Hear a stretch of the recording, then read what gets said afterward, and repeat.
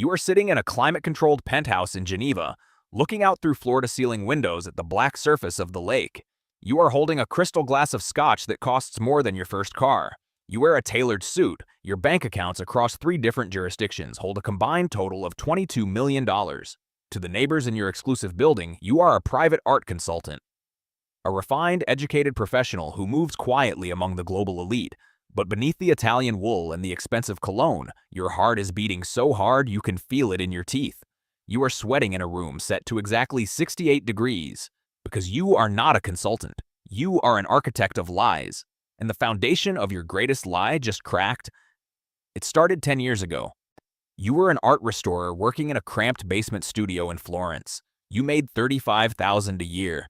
You spent your days breathing in toxic solvents, using microscopic brushes to repair the mistakes of time on forgotten Renaissance paintings. You had the hands of a surgeon and the historical knowledge of a museum curator. You understood how the old masters mixed their pigments, how the canvas stretched over centuries, how the varnish yellowed into that specific golden hue of age. You were brilliant, and you were completely invisible. Then the man in the cashmere coat walked into your studio. He did not introduce himself. He did not ask for a restoration. He placed a briefcase on your workbench and opened it. Inside was $500,000 in pristine sequential bills. "Oh, I represent a client who is looking for a lost masterpiece," the man said. His voice was smooth, polite, and entirely empty of emotion. "A piece that history forgot to record. We need someone to find it. Or rather, we need someone to bring it into existence." You knew exactly what he was asking. He wanted a forgery, not a cheap copy to fool a tourist. He wanted a ghost. A painting so perfect it would pass radiometric dating, pigment analysis, and the scrutiny of the world's most cynical experts. You knew you should refuse. You knew the kind of people who carry $500,000 in cash are not people who accept apologies if things go wrong. But you looked at the damp walls of your studio. You looked at the eviction notice on your desk. You looked at the money. You told yourself it was just art. You were just applying paint to a canvas. You were not hurting anyone. That is the first lie you tell yourself. It is the lie that opens the door. You accepted the job. The process took 2 years. It was an obsession. You did not just paint a picture, you engineered a time machine. You sourced an authentic, worthless 16th century painting of a minor saint. You spent months painstakingly scraping away the original paint, preserving the 400-year-old canvas beneath it. You sourced lapis lazuli from Afghanistan to grind your own ultramarine blue. Because modern synthetic blue leaves a chemical signature that forensic labs catch in seconds. You mixed lead-white pigment exactly the way they did in the 1500s. You painted a lost portrait of a nobleman, channeling the exact brushstrokes, the psychological depth, and the lighting of a specific Italian master.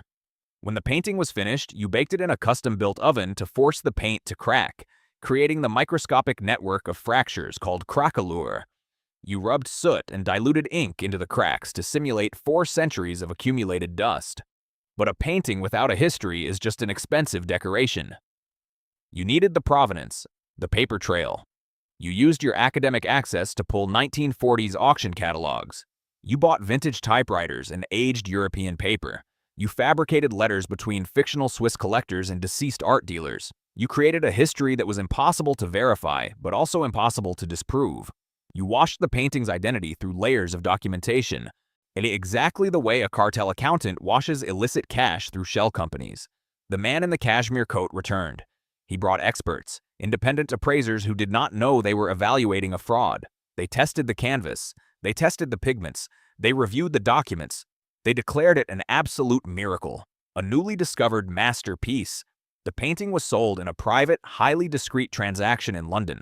The buyer was anonymous, represented by a trust registered in the British Virgin Islands. The sale price was $300 million, the highest unrecorded private art sale in human history. Your cut was $22 million. The money changed everything and nothing. You left your basement. You bought the Geneva penthouse. You bought the suits. You told your mother you had transitioned into high-level acquisitions. She was proud. You paid off her mortgage. You moved her to a quiet villa in Tuscany. You thought you had won the game. You thought you had outsmarted the global art market and retired into the shadows. But you did not understand the true nature of the transaction. You thought the anonymous buyer was an eccentric billionaire, a tech mogul, or an oil baron who wanted a beautiful piece of history on his yacht. You were wrong. 6 months ago, you learned the truth through a contact in the underground market. The buyer was not an art lover. The buyer was the central node of an Eastern European syndicate, a network that moves weapons, controls human logistics, and operates entirely outside the law. They did not buy the painting to look at it, and they bought it to store capital. Art is the ultimate unregulated currency.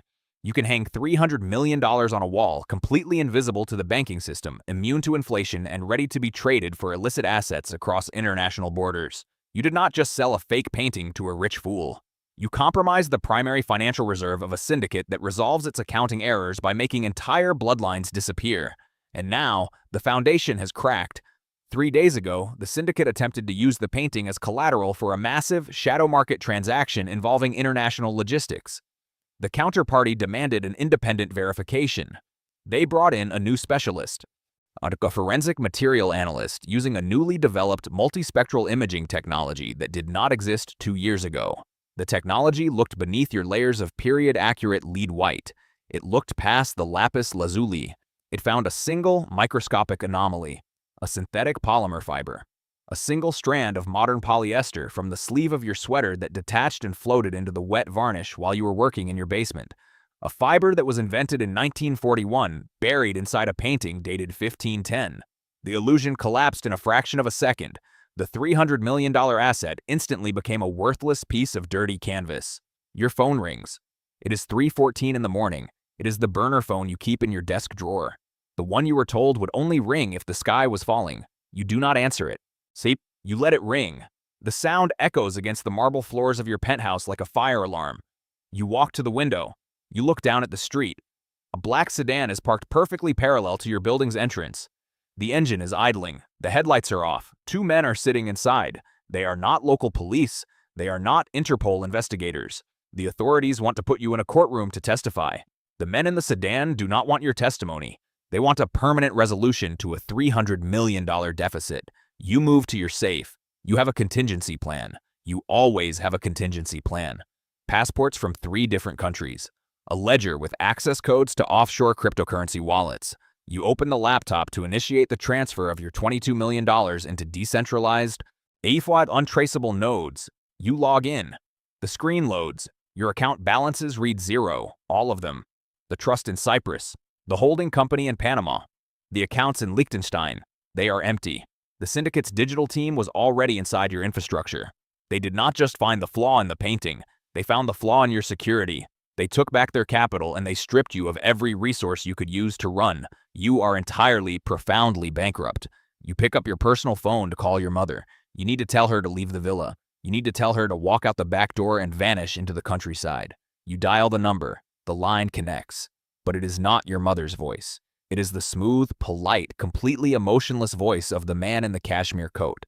She is sleeping, the man says. We decided not to wake her. It is a beautiful villa you bought her. Very peaceful. It would be a shame to disrupt that peace. The air leaves your lungs. You cannot breathe. The room spins. The psychological weight of what you have done finally drops on you like a concrete block. You did not protect your family with your wealth. You painted a target on their backs. You traded your mother's safety for $22 million that no longer exists. What do you want? You whisper, your voice cracking. You created a void in our portfolio, the man replies. We require you to fill it. But this time, you will not be working in a basement in Florence. You will be working in a secure facility of our choosing. You will create assets for us for the rest of your natural life. You belong to the organization now. You are our printer. He pauses, letting the absolute reality of the sentence settle into your bones. The men downstairs are coming up to assist you with your luggage. Do not make them wait. If you delay, the phone in your mother's room will ring. The line clicks dead. You stand in the center of your luxury penthouse. The golden cage is complete. You used your brilliant, once-in-a-generation talent to build an elaborate trap, and you locked yourself inside it. You are no longer an artist. You are no longer a consultant.